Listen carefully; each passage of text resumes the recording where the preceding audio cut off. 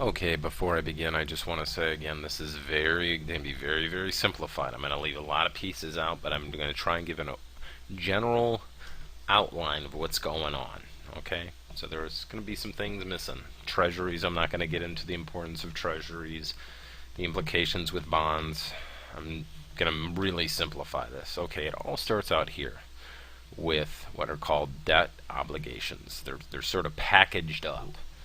And this is where people generally tune out. They hear like CSO, CLO, CBO, CROs, all into CDOs, and it's just like, what? What this means, basically, is people sign debt agreements. And these aren't all junk. Some of them are good, and some of them aren't so good.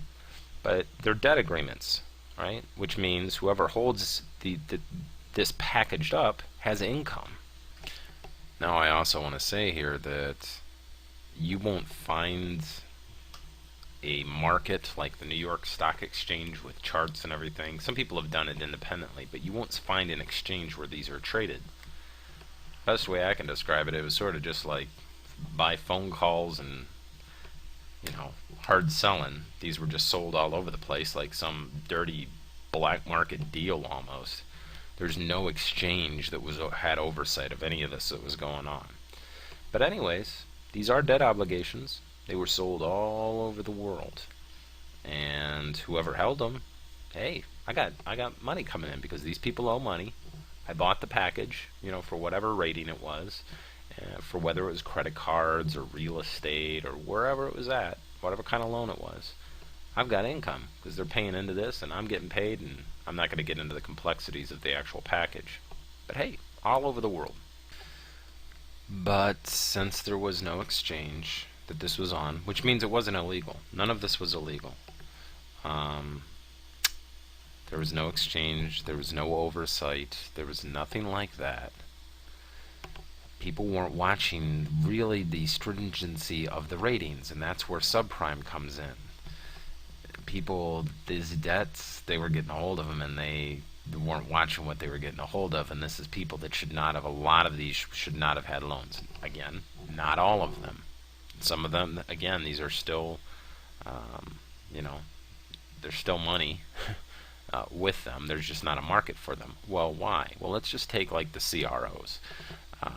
What are you talking about, Dan? You're starting to get into abbreviations again. We all know about the housing crisis, all right? Well, how does this relate to that?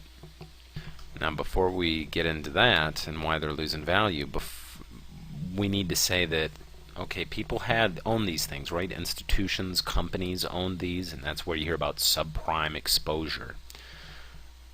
They were using it as collateral to buy other stuff, to buy junk, to expand their business. It was basically a type of collateral that they would use and say, hey, look what we got on our books. We got all this income coming in. But now we run into subprime blows up and the housing crisis arises. And it takes a downturn. But see, since those companies had bought so much stuff, that's called, they over leveraged themselves into things like real estate. So the real estate market takes let's just say like one tick down, we'll just pick an arbitrary value. That means they're losing, like, the company that owns it, 30. So congratulations, geniuses. You just made the mistake that every trader learns very early on not to do, and over leverage yourself. Well, that's what they did. So what could have been just a downturn in the real estate market, and everybody would have been like, oh, awesome, we're going to rush in and buy houses, for a cheaper price. Instead of that, now we're tied to these CDOs. And for every time the real estate market goes down, companies are losing just one, let's just say like $1. The real estate market goes down, these companies are losing like $30. You see the problem now? These two are now tied together, and there's no getting them apart because of over leverage. Well, why did the real estate market go down? Well, let's bring in our next little entity here. The citizen, you and me, taxpayers. Let's take a look at what they're going through. For one thing, right now, like inflation, it had started to jump up. Right now, it's 5.6%, but it had started to jump up before that. which means nobody's going to rush in and buy houses, which means the real estate market continues its downturn and loses another buck, which means these companies around the world lose 30 bucks more. There are also the producers. Let's say you're a citizen, you own your own business. Well, PPI inflation started going up. Now it's at 13.2%. And as all that's happening and it's getting worse for the taxpayer, what's going to increase? Unemployment. So now we're up to 6.1% for unemployment. Some people are saying that the real inflation is as high as 13% right now.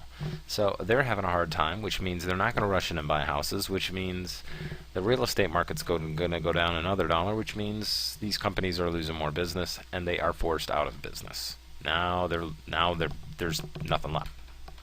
Well, some months ago we started to hear, you know what, subprime's coming to an end. This is all blown over. So I'll call them favored banks. I'm not going to get into a lot of the situation here, just like I didn't get into inflation and the difference between CPI and what the real inflation rate really is. But I'll just call them favored banks, whether they were, let's say, had a healthy balance sheet, and that's why they're favored, or for other reasons. I'm not going to get into that. But they start, hey, you know what, we're going to see the economy turn around. Some of them didn't even realize we were in a recession because they didn't understand what the citizens were going through. And so they start buying up these debt obligations as other companies are going out of business at depressed prices because, hey, there's the assumption the housing market's going to turn around. Buyers are going to rush in. Wah, wah, wah, wah. Sorry, because guess what? Citizens still have credit cards with high interest. They still have their mortgage that they're trying to deal with, despite inflation, despite unemployment, despite what the real inflation is, despite the PPI numbers. They're seeing their 401k dwindle because why? Because companies are going out of business. The stock market's trying to reflect value, desperately. And so they're seeing their 401k dwindle on top of credit card bills, on top of a mortgage, on top of inflation, on top of unemployment, which means they're not going to go out and start rushing in and buying houses, which means the real estate market goes down another buck, which means, and some of the favored banks had just sort of started to buy up some of this stuff, some of the debt obligations. Some people were still holding on to them. It's like, it's going to turn around, it's going to turn around. It's like watching a trader. A bad trader doesn't know when to get out of a trade. And it's going to turn around, it's going to turn around. So what's the problem here? Do you see it? Do you see the main culprit? It's not even the business was done or, the subprime stuff. It's like, those were some of those citizens that were writing these agreements that had no business writing them. They got packaged up. And see, there is blame for everybody. The main problem I see is, A, it wasn't on an exchange that could be regulated and you could oversee it. The accounting practices were deplorable. Over leverage. Look at that leverage. That's what was forcing companies out of business and seeing, $22 billion write-downs. So instead of addressing inflation or, the leverage problem, everybody's gathered up and said, okay, what we need to do is $700 billion to buy up this stuff. All right, and then we'll loan it. It'll still be losing value because we haven't addressed the main problems.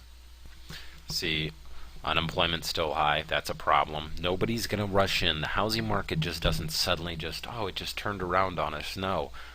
The citizens need to be in a position where they can go buy houses, and that hasn't happened, and that hasn't been addressed. So now we enter into what I call the Achilles heel, which is the Fed, who has the U.S. dollar at a very low rate right now.